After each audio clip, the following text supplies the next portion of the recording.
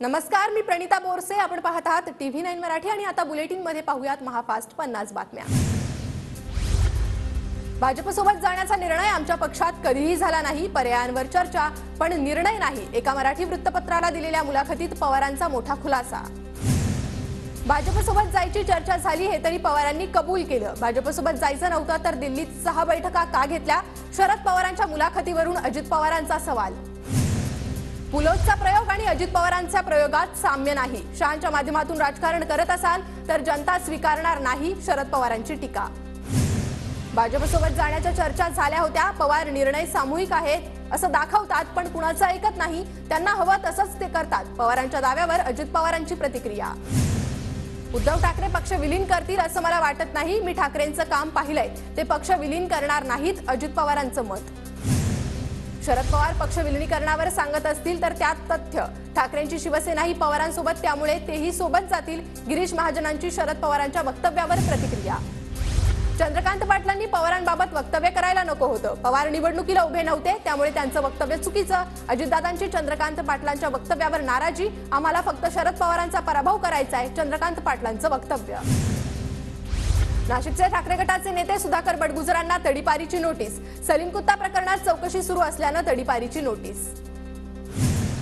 मुख्यमंत्री एकनाथ शिंदे गद्दार आहे. गद्दार गद्दारच राहणार. ठाकरे गटाच्या प्रियंका चतुर्वेदींची शिंदेंवर टीका. मुख्यमंत्र्यांनी अजून सलीम कुत्ताकडे लक्ष दिलेलं नाही. दादा भुसेंचं काल वक्तव्य तर आज बडगुजर यांना नोटीस. इंडिया आघाडीचं शिष्टमंडळ आज राष्ट्रपतींना भेटणार. मतदानाच्या वाढत्या टक्केवारीच्या आरोपांवरून राष्ट्रपतींची भेट घेणार.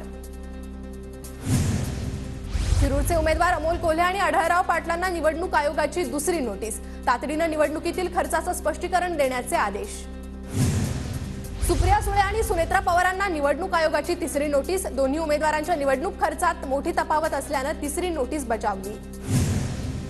दंगेकरांच्या प्रचाराला कोणीही येऊ द्यात, विजय आमचाच. पुणे भाजपचा कायम गड राहिलाय आणि आजही आहे. मुरलीधर मोहोळांचा विश्वास. नरेंद्र मोदी 15 मे रोजी कल्याणमध्ये. श्रीकांत शिंदेंच्या प्रचारासाठी मोदींची कल्याण पश्चिमेत सभा. उद्या पंतप्रधान मोदींची नंदुरबारमध्ये जाहीर सभा. नंदुरबारमधील अहिंसा शाळेजवळ 55 एकर परिसरात होणाऱ्या सभेसाठी जोरदार तयारी. हिना गावित यांच्या प्रचारासाठी मोदींच्या सभेचं आयोजन. मनसेला 17 तारखेला शिवाजी पार्क येथे सभा घेण्यास परवानगी. पंतप्रधान नरेंद्र मोदी आणि राज ठाकरे एकाच मंचावर येणार. मनसे नेते बाळा नांदगावकर यांची माहिती. नवी मुंबईतील तुर्भे येथे मुख्यमंत्री एकनाथ शिंदेंच्या उपस्थितीत नरेश म्हस्केंच्या प्रचारासाठी भव्य जनआशीर्वाद यात्रेचं आयोजन. तुर्भे येथून नेरूळ जिमखान्यापर्यंत काढली जाणार प्रचार यात्रा. पुण्यातील बाणेर आणि पर्वती भागात आज उपमुख्यमंत्री देवेंद्र फडणवीसांच्या सभा. संध्याकाळी 5 वाजता मुरलीधर मोहोळ यांच्या प्रचारासाठी सभेचं आयोजन तर 7 वाजता पर्वतीमध्ये सभेचं आयोजन. देवेंद्र फडणवीस यांची कोपरगाव येथे जाहीर सभा. शिंदे गट आणि महायुतीचे उमेदवार सदाशिव लोखंडे यांच्या प्रचारासाठी दुपारी 12 वाजता तहसील कार्यालय मैदानावर सभेचं आयोजन. शिरूर लोकसभा मतदारसंघात आज उपमुख्यमंत्री अजित पवारांच्या 3 सभा. महायुतीचे उमेदवार शिवाजीराव आढळराव पाटील यांच्या प्रचारासाठी सकाळी 9 वाजता केंदूर, 11 वाजता शिरूर शहरात तर सायंकाळी 4 वाजता न्हावरा येथे सभेचं आयोजन. पुण्यातील हडपसरमध्ये आज महाविकास आघाडीचा रोड शो. महाविकास आघाडीचे उमेदवार अमोल कोल्हे आणि आमदार रोहित पवारांचा सकाळी 10 वाजता रोड शो होणार. नवी मुंबईत आदित्य ठाकरेंची आज रॅली. आदित्य ठाकरे आज 6 वाजता कर्जत आणि रात्री 8 वाजता उरणमध्ये सभा घेणार. श्रीरामपूर येथे थत्ते मैदानावर उद्धव ठाकरे आणि शरद पवारांची जाहीर सभा.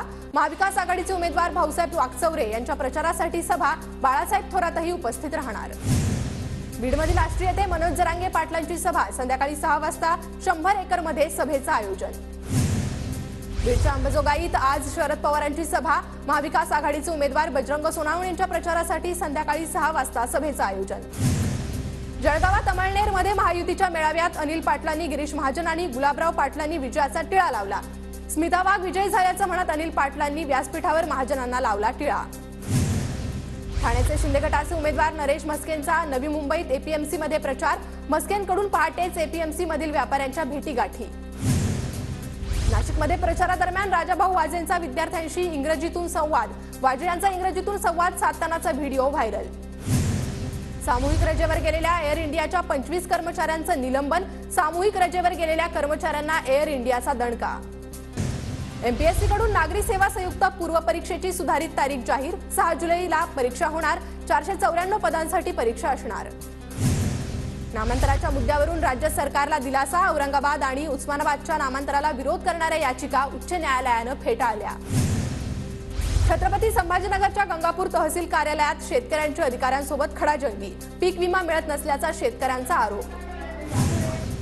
उन्हाळ्यात साखर कारखान्यांचा शेतकऱ्यांना दिलासा। साखर कारखान्यांकडून शेतकऱ्यांना 97.42% एफआरपी। वर्धा आणि अमरावतीमध्ये आज गारपिटीचा अंदाज। उत्तरेकडून येणाऱ्या उष्ण वाऱ्यामुळे 2 जिल्ह्यांना हवामान विभागाचा ऑरेंज अलर्ट। उच्च न्यायालयाकडून महापालिकेची कानउघडणी। गोराई गावाला 10,000 लिटरचे 10 टँकर पुरवण्याचे आदेश। नाशिक जिल्ह्यात पाणी टंचाईची तीव्रता वाढली। ग्रामीण भागात पाण्याचं दुर्भिक्ष्य। प्रशासनाकडून 1053 ठिकाणी 326 टँकरद्वारे पाणी पुरवठा। नाशिकच्या कळवणमध्ये पाणी पुरवठ्यासाठी 15 विहिरींचं अधिग्रहण। चडकापूर धरणात अवघा 19% पाणीसाठा शिल्लक। वाशिम जिल्ह्यातील 1398 जलस्रोतांची तपासणी करण्यात येणार। जिल्हा परिषदेच्या पाणी आणि स्वच्छता विभागातर्फे मोहीम। पुण्यातील खडकवासला धरणात 25% पाणीसाठा शिल्लक। पाणीसाठा कमी असल्यानं पुणेकरांवर पाणी कपातीचं संकट। पुण्याच्या आंबेगाव तालुक्यातील डिंभे धरणाचं पाणलोट क्षेत्र झपाट्यानं रिकामं। धरणात 14.19% पाणीसाठा शिल्लक। परिसरातील नागरिकांची पाण्यासाठी वणवण। नागपूर महापालिकेच्या वतीनं खैरीपुरा पुलाजवळील परिसरात वाहिनीच्या कामामुळे आज पाणी पुरवठा बंद। बस्तरवाडी भागातील जलकुंभावर 12 तासांचा शटडाऊन। म्हाडा पुनर्विकासात रहिवाशांना 70% अतिरिक्त क्षेत्रफळ शक्य। विकासकांकडून ही बाब लपवण्यात येत असल्यानं रहिवाशांना फटका। 1.5 लाख गिरणी कामगारांच्या पात्रता निश्चितीसाठी म्हाडाचे मुंबई मंडळ विशेष अभियान। 1,11,648 कामगार वारसांकडून कागदपत्र जमा। छत्रपती शिवाजी महाराज आंतरराष्ट्रीय विमानतळावरील धावपट्ट्या आज बंद राहणार। 11 ते 5 वाजेपर्यंत देखभाल दुरुस्तीसाठी 6 धावपट्ट्या बंद असतील। विविध अभ्यासक्रमाच्या प्रवेशासाठी सीईटीचे वेळापत्रक जाहीर। LLB साठी 22 मे तर नर्सिंगसाठी 28 मे रोजी सीईटी परीक्षा होणार। परभणी बस पोर्टचं काम 4 वर्षांपासून सुरूच। 42 अंश सेल्सिअसच्या तापमानात प्रवाशांची हेळसांड। पाण्याची सुविधा नसल्यानं तीव्र संताप। भंडाऱ्यातील बडा बाजार इथल्या बीसेन हॉटेलला भीषण आग। आगीमुळे लाखोंचं नुकसान झालं। अग्निशामक दलाच्या शर्थीच्या प्रयत्नांमुळे आगीवर नियंत्रण। मॅट्रिमोनियल साइटद्वारे 7 तरुणींशी विवाह करून लाखोंचा गंडा घालणारा अटकेत। मुंबई पोलिसांनी हैदराबादमधून केली अटक।